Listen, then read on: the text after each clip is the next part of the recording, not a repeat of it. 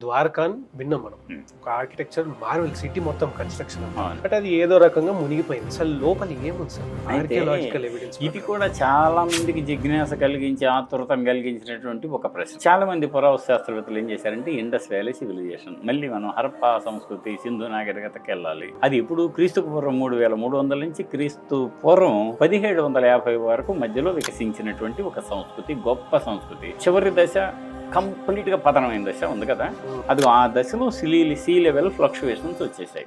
Fluctuations వచ్చినప్పుడు న్యాచురల్గా ఇక్కడి నుంచి నీళ్లు ముందుకు వస్తాయి, ఒక్కోసారి చాలా దూరం కూడా వెళ్ళిపోతాయి. అలా జరిగినప్పుడు ఏమైందంటే అక్కడ ఉన్నటువంటి ఒక హరప్పా నాగరికతకు సంబంధించిన తొలి నాగరికతకు సంబంధించిన కట్టడాలు నీళ్లలో మునిగిపోయాయి. 60-70 ఫీట్ పైన నీళ్లు వచ్చేసాయి.